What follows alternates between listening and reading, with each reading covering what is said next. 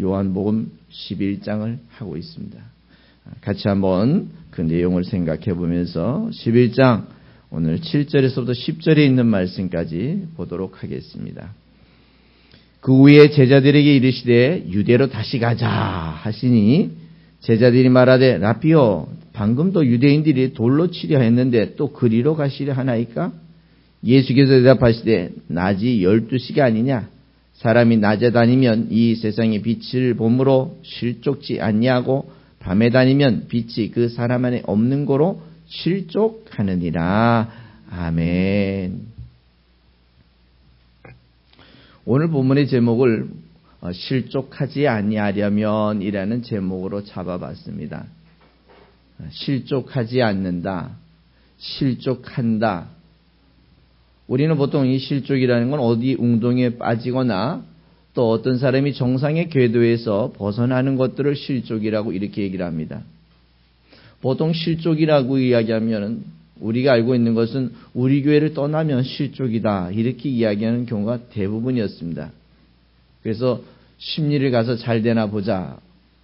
우리는 그런 이야기들도 많이 듣고 살았고요. 너가 나 떠나서 잘 되나 보자 이런 얘기들도 우리는 많이 들으면서 살았습니다. 그런데 우리가 조금 더 실족이란 정의를 다시 한번 살펴보니까 실족하고 나면 어떤 문제가 생기냐면 성경에는 굉장히 중요한 여러 가지 얘기를 합니다. 만약에 너가 실족하게 하는 원인이 있으면, 만약에 내 오른 눈이 너를 실족해 하면, 만약에 너의 오른팔이 너를 실족해 하면 이런 표현을 합니다. 그래서 그 본문 속에서 보면 실족하면 라는 이러한 원인을 말하면서 성경의 결과를 얘기하는데요.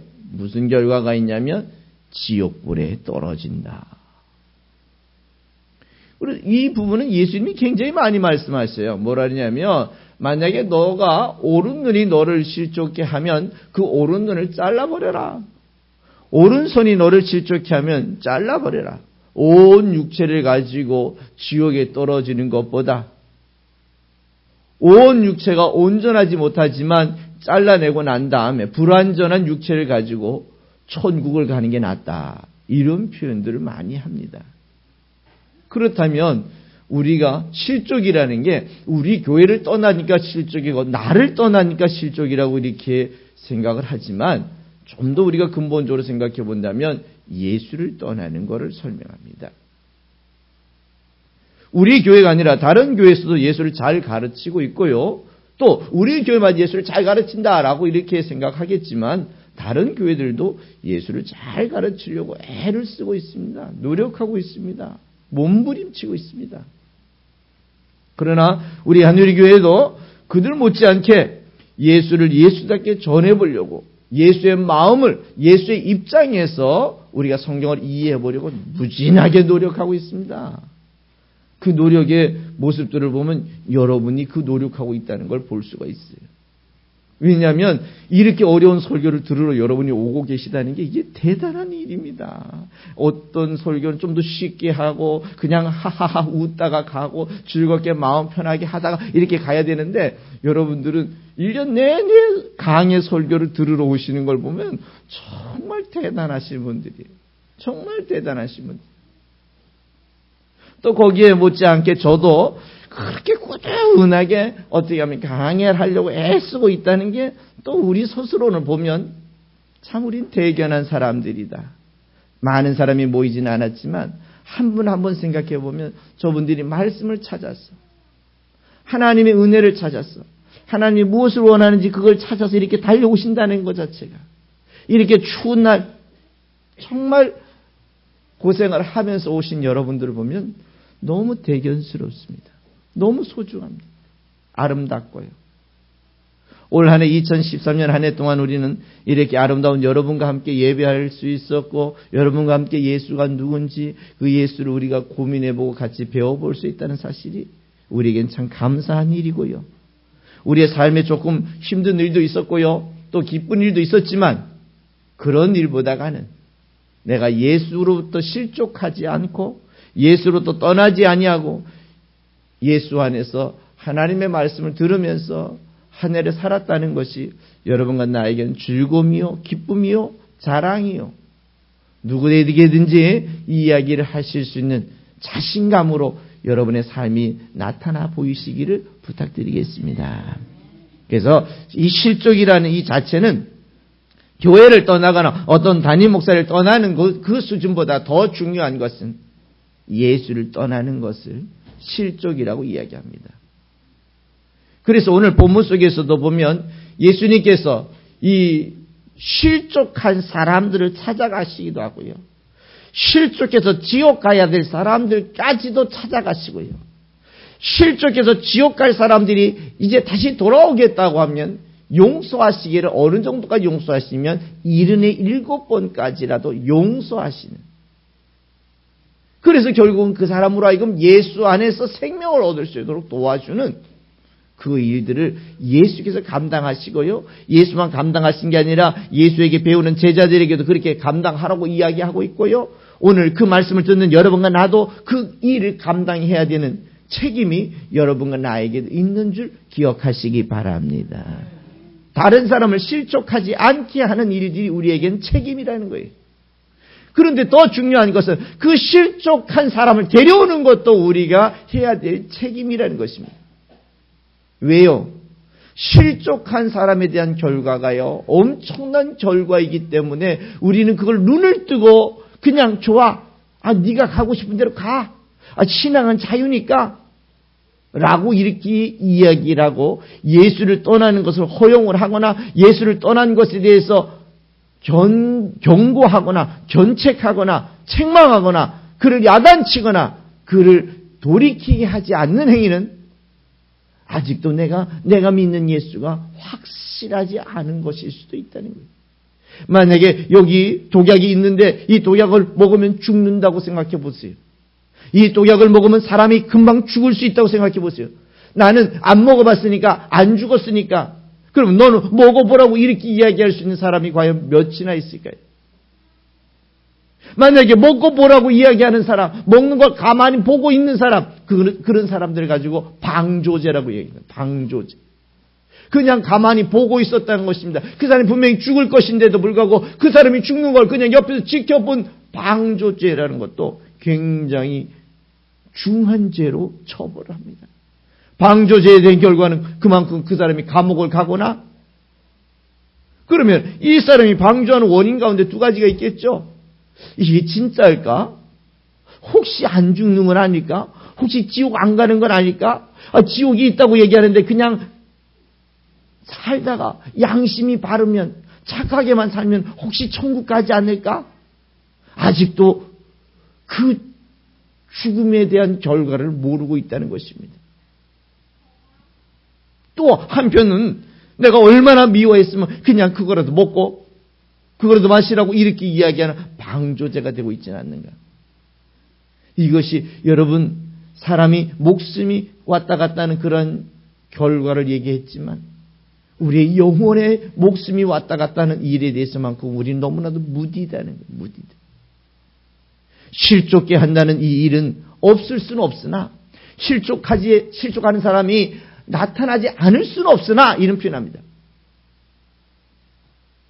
그러나 실족하지 않도록 도와주는 일들이 여러분과 내가 해야 될 책임이고, 실족한 사람을 다시 데려와 하나님 편으로 데려오는 일들이 여러분과 내가 해야 될 의무요, 여러분과 내가 해야 될 꼭 책임이라는 사실을 잊어버리지 마시기를 부탁드리겠습니다. 그렇다면 오늘 이 실족하는 사람들이 어떤 사람들일까? 어떤 사람들일까? 오늘 본문의 사건은 나사로가 죽었다는 이야기를 들었습니다. 결국은 그 나사로가 죽었다는 이야기를 듣고 예수님께서 당신이 계시던 곳에서 이틀을 더 유하시다가 다시 나사로가 있는 동네로 가시는 중이었어요. 이제 그곳에 가서 실족한 사람을 다시 일으켜 세울 필요가 있었어요. 오늘 이 나사로가 죽은 이 사건 가운데는 정말 많은 사람이 실족해 있었어요. 예수를 잘 몰랐다는 겁니다. 예수를 잘 이해할 수 없었다는 거예요. 대표적으로 마리아와 마르다를 볼 수 있어요. 그렇게 훌륭한 마르다와 마리아 아닙니까?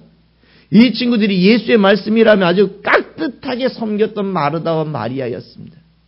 근데 예수가 갔습니다. 야, 너희 오빠가 어디 있냐? 이미 죽었습니다. 예수님, 당신이 여기 계셨더라면 우리 오빠가 안 죽었을 텐데 죽었습니다. 아니야, 살 거야.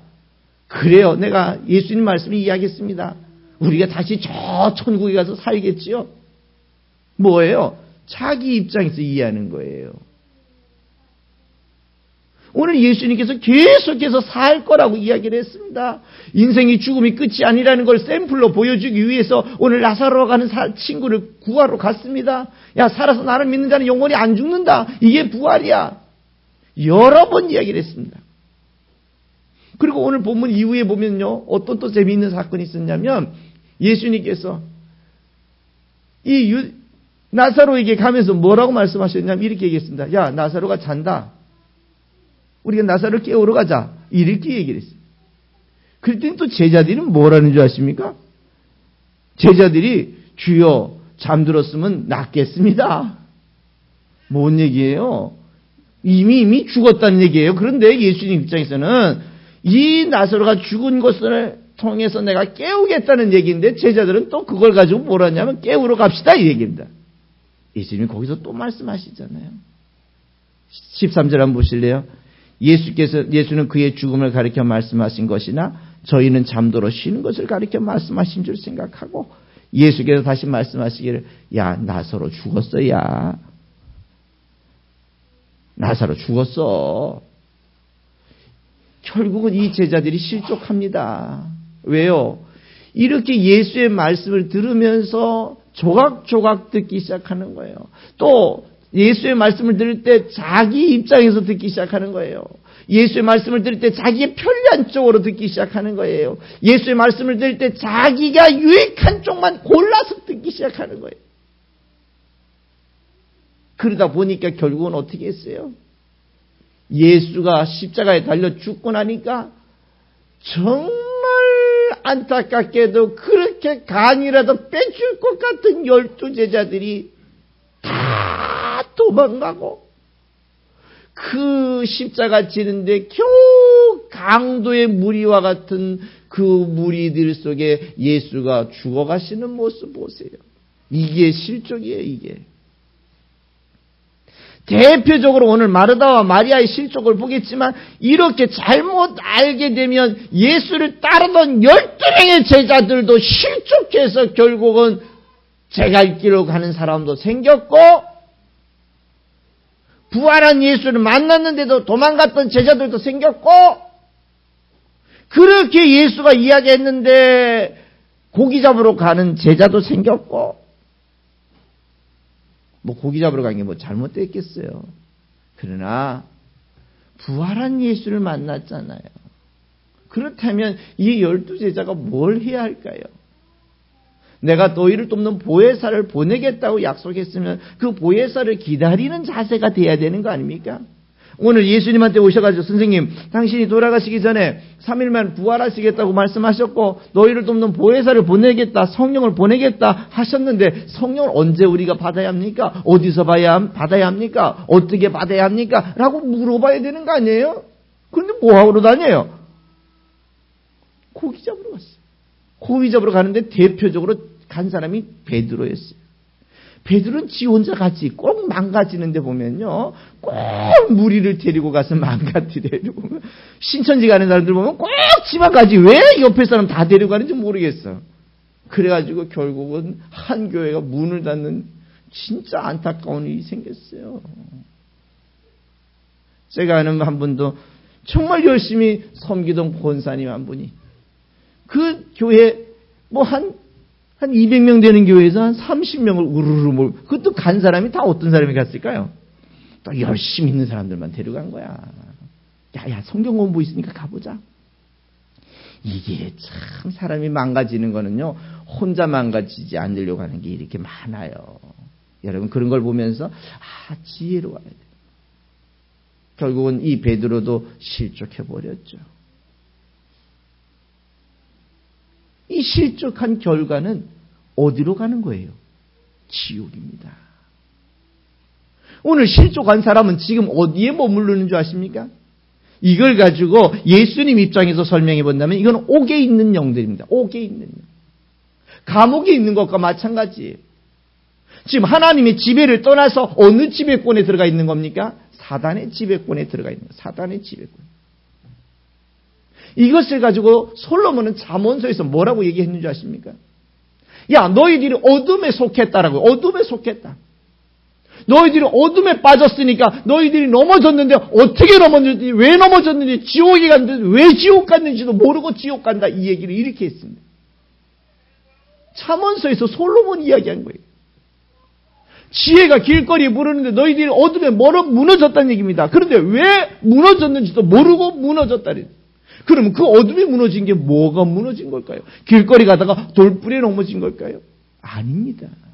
메시아가 오셨는데 메시아 편에 소속되지 아니하고 엉뚱한 편에 소속되어 있는 이 사람들을 가지고 솔로몬은 잠언서에서 그들은 메시아를 떠나서 자기 갈 길로 간 사람들이다. 갔는데 누가 가게 했는지, 왜 넘어졌는지, 내가 왜 지옥에 왔는지도 모르고 넘어진 사람들이다. 이렇게 얘기를 하고 있어요. 그렇다면 이 솔로몬 이야기하는 잠언은 어떤 의미를 가지고 있을까요? 단순하게 야 착하게 살아라, 야 거룩하게 살아라, 아름답게 살아라, 이웃들 돌아보면서 살아라. 우리는 안타깝게도 이 책을 지혜의 책이라고 알고 있었잖아요. 우리는 이 책을 단순하게 우리가 살아가는 삶의 방편인 책으로 알고 있었잖아요. 덕을 많이 쌓아라. 남을 해코지하지 말아라. 남에게 피해를 주지 말아라. 부모를 잘 공경해라. 이런 정도의 윤리교과서 정도로 알고 있었잖아요. 그러나 솔로몬 입장에서 잠언서를 살펴보니까 이건 우리의 윤리를 가리키는 것이 아니라 윤리를 들어서 진리를 가르치는 책이 이 잠언서야. 그렇다면 이 책은 누구에 관한 얘기를 하려고 하는 거냐면 메시아에 관한 얘기를 하려고 하는 거예요. 현재 이야기를 하려고 하는 게 아니라 앞으로 다가올 메시아에 관한 얘기를 하려고 하는 겁니다. 그렇다면 이 잠언서는 무슨 책입니까? 예언서라는 거, 예언서. 그러나 안타깝게도 여러분, 지금 여러분 혹시라도 가지고 있는 성경을 한번 열어보세요. 잠언서를 한번 열어보세요. 그 잠언서 밑에 혹시라도 주석이 달려있는 걸 열어보세요. 거기에 뭐라고 얘기 나옵니까? 안타깝게도 부분에는 정말 메시아라는 이야기도 나옵니다. 정말 다행스러운 거죠. 그러나 부분만 메시아에 관한 얘기가 아니라 이 잠언서 전체가 우리에게 메시아가 올 텐데 그 메시아가 오면 어떻게 행동해야 될 것인가를 적어낸 책이 잠언서예요. 그동안 우리는 이것을 윤리교과서로 사람의 인품을 다듬는 그러한 좋은 책 정도로 알고 있었으나 이 잠언이라는 책이 구약이라고 하는 중요한 포지션에 들어가 있을 때, 중요한 위치에 들어가 있을 때 이 책은 오실 메시아에 관한 이야기가 아니면 안 되는 책이 되어버렸다는 거예요. 그래서 이번에 목요일날 금요일날 이틀 동안 1박 2일 동안 이 잠언서를 예수님 관점에서, 구속사적인 관점에서 보는 잠언서를 강의를 합니다. 1박 2일 동안 이 잠언서 긴 거를 하는데요. 그러나 알고 보면 방향만 잡아주면 너무 쉬운 거예요. 이걸 누구한테 썼고 누가 읽어야 되고 누구에 관한 이야기인지만 알면 너무 잠언서는 쉬운 책이에요. 지난번에 목회자 강의를 했더니 어떤 목사님이 강의안을 만들어 가져왔어요. 뭐라 하냐면, 목사님 이게 맞습니까? 감수해달라고요. 너무 잘 해왔어요. 왜? 그동안 윤리적 관점에서 보았던 잠언서가 진리적, 예수적 관점으로 보여지는 눈이 열리더라고요. 그렇게 눈이 열린 그분은 앞으로 잠언서를 강의할 때 어떻게 강의하시겠습니까? 구속사적인 예수 입장에서, 오신 메시아 입장에서 이 잠언서를 강의해 주지 않겠어요?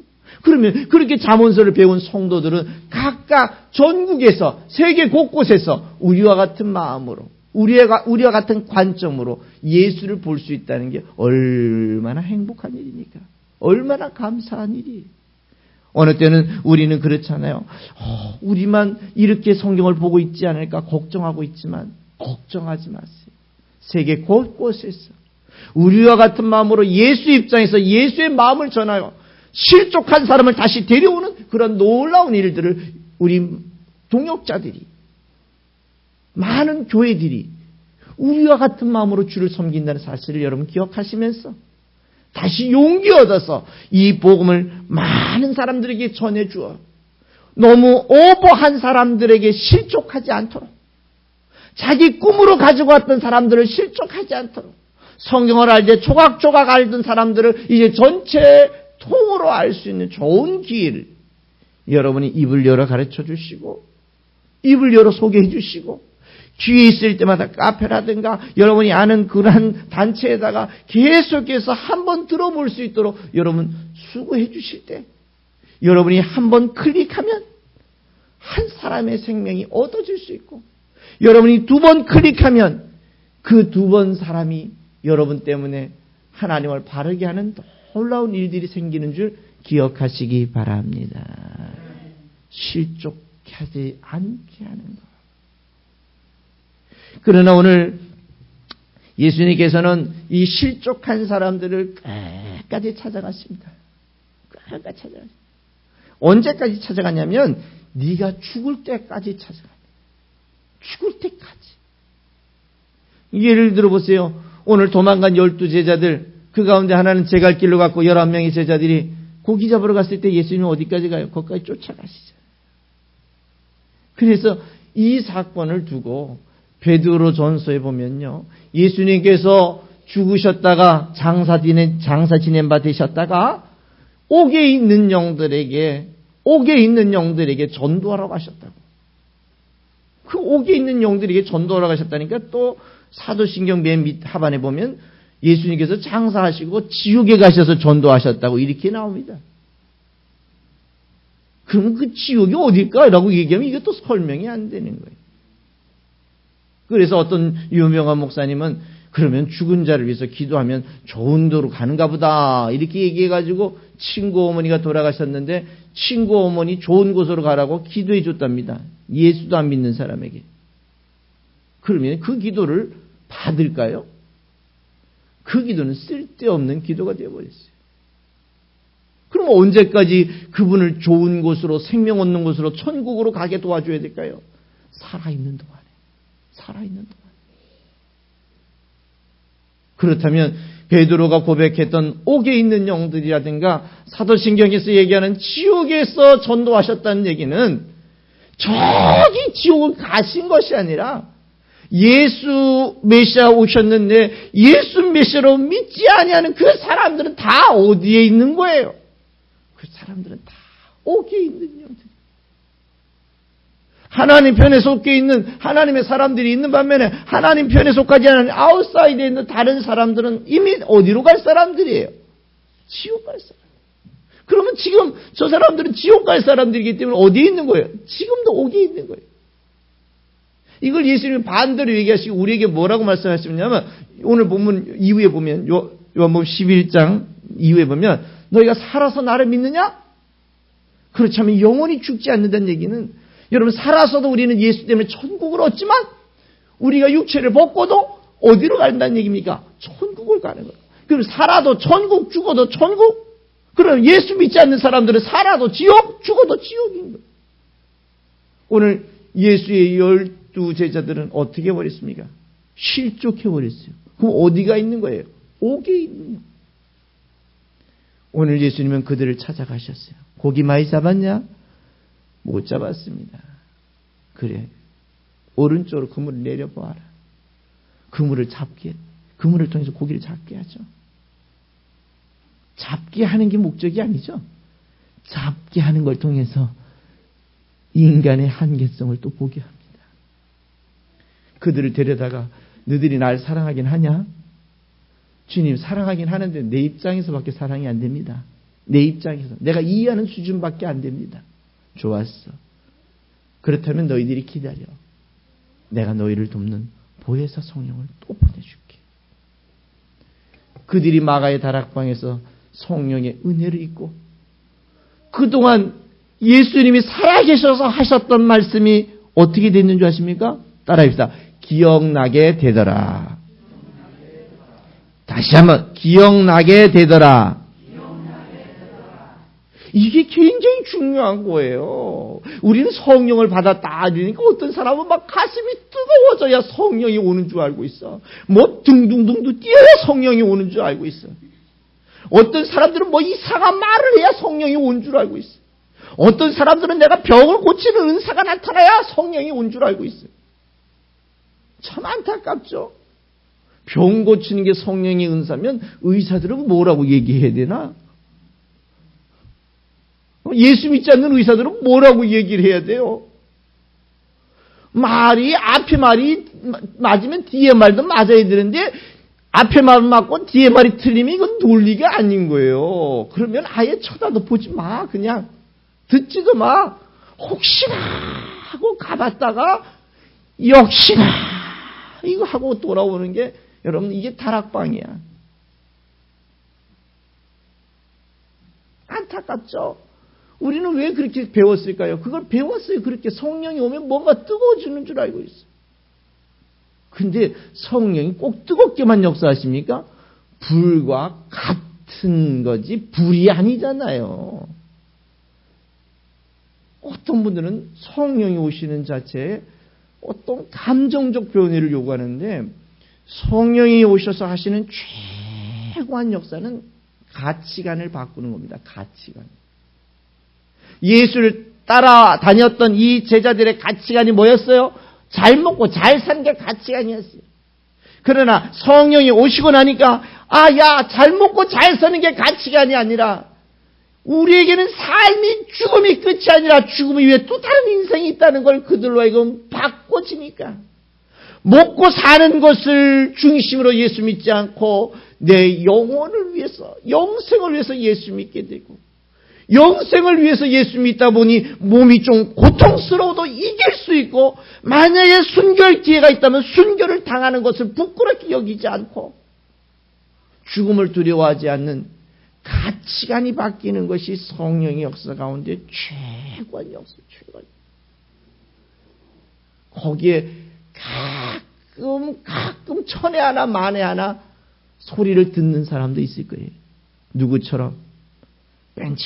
뺀질뺀질한 사울처럼. 얼마나 뺀질거렸으면 이렇게 얘기해도 못 믿고 충격요법이 필요했겠냐는 얘기가. 타메색 도상에 가다가 소리를 들었는데 딴 사람 하나도 못 듣고 지만 듣네. 누구십니까? 네가 핍박하는 예수다. 이 친구가 거기서부터 깨어지기 시작해요. 그러니까 어떤 사람들은 자기는 뭐 좀 꿈에서 듣고 소리 좀 들어야 된다는데 저는 그런 얘기를 해요. 꿈에서 보고 싶고 소리를 듣고 싶은 사람은 아직도 예수를 잘 모르는 사람. 예수가 얼마나 귀한 분인지 이해 못하는 사람. 그래서 하나님께서는 그거라도 생각해서 그거라도 써서 그 사람이라도 구원하고 싶어 하시는 하나님의 마지막 사인, 마지막 표현이라는 거예요. 여러분 혹시라도 음성 들은 적 없으시죠? 혹시 여러분 환상을 보신 적도 없으시죠? 잘하셨습니다. 안 보고도 믿는 여러분이 정말 복이 있는 사람이고 안 보고도 믿어질 수 있는 그 성령의 은혜가 있는 여러분들이 그 어떤 사람들보다 복된 사람이요 생명의 은혜를 가진 사람들인 줄 믿으시기 바랍니다. 그래서 오늘 예수님은 이 실족한 사람을 찾아가셨어요. 언제까지? 죽을 때까지. 그놈이 죽을 때까지. 결국은 그 사람을 찾아서 성령의 은혜를 주고 성령의 은혜가 임하니까 이 제자들이 그동안 예수님한테 들었던 말씀이 어떻게 되는 줄 아십니까? 기억이 나는 거야. 그래서 여러분 사도행전 2장에 베드로 설교 한번 보세요. 베드로가 설교를 잘한 것 같아요. 정말 단순하게 했는 줄 아십니까? 저도 설교 참 복잡하죠. 좀 더 어렵죠. 근데 베드로 설교를 보면요. 너무 단순합니다. 우리의 기다리던 메시아가 아브라함의 자손이었고 그 메시아가 예고된 대로 오셨고 그분이 우리를 위하여 죽으셨고 그가 우리를 위하여 부활하셨고 오늘 성령으로 우리와 함께 하신다. 오늘 사도행전 2장에 베드로 설교한 얘기 요 얘기밖에 없습니다. 그랬더니 그 얘기를 듣고 몇 명이 회개했다고요? 3,000명이 회개했다. 대단하죠?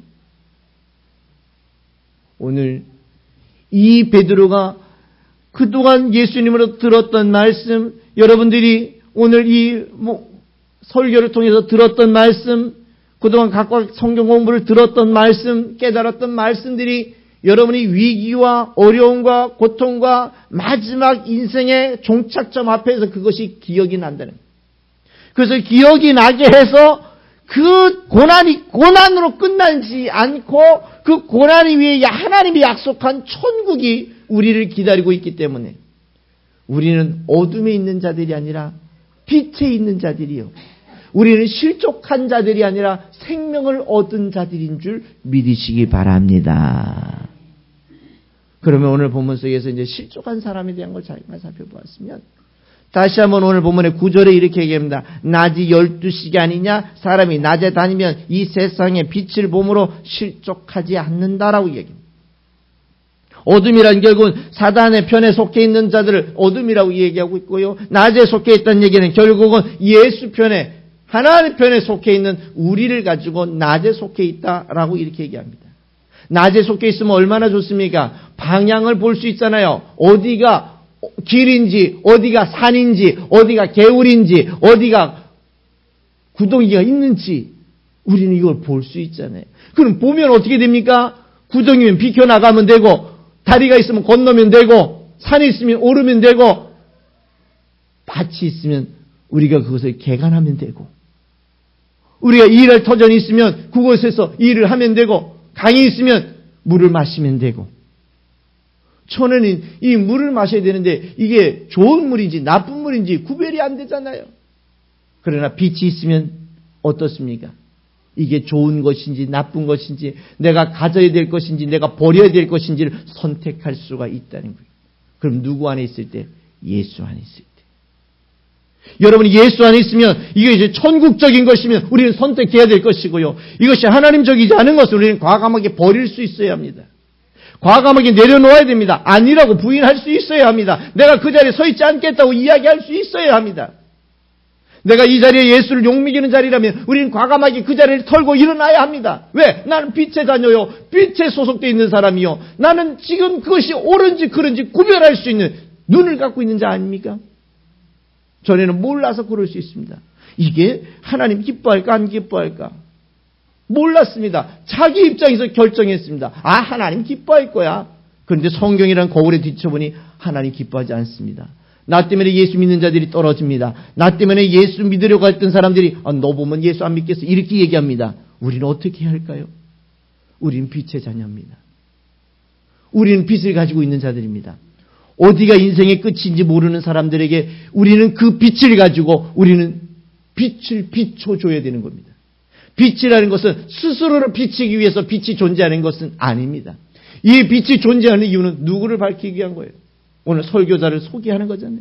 만약에 이 빛이 다 어두워지면 누가 설교하는지 어디서 설교하는지 잘 방향을 못 잡지 않겠어요?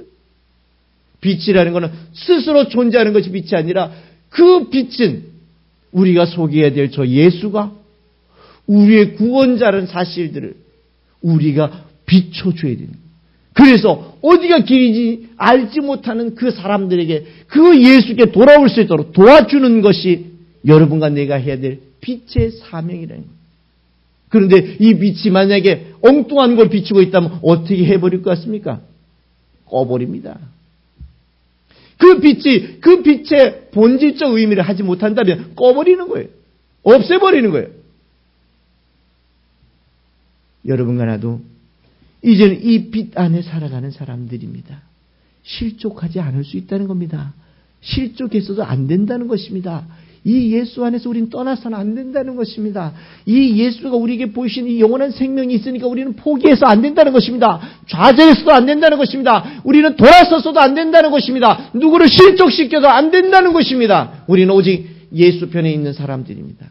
우리는 빛의 자녀들입니다. 생명을 얻은 자녀들입니다. 하나님의 은혜를 얻은 자녀들입니다. 이제는 다른 사람들을 예수께 이끌어주는 실족한 사람을 다시 데려오는 거룩한 빛의 역할을 잘 감당하시고 그 영원한 생명을 주실 수 있는 영원한 빛이신 예수께 수많은 사람들이 돌아올 수 있도록 도와주는 거룩한 하나님의 사람들이 되시기를 주님의 이름으로 부탁드리겠습니다.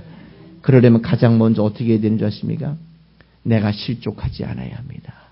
내가 실족하지 않아야 됩니다. 다른 사람을 살리기 위해서 내가 살아야 해요. 내가 살아야 돼요. 여러분이 예수 안에서 예수의 말씀을 가지고 살면 예수께서 여러분을 정말 내 것이다 인정하실 것이고 살아서 나를 믿는 자들은 영원히 죽음을 보지 아니하는 은혜 가운데 여러분을 보호하시고 인도하실 줄 믿고 우리 그 빛이 우리에게 비칠 때 우리도 그 빛을 비추고 우리가 그 빛 안에 살아갈 때에 우리 모두 승리자가 되는 줄 믿으시면서 믿음으로 꼭 승리하시기를 주님의 이름으로 부탁드리겠습니다.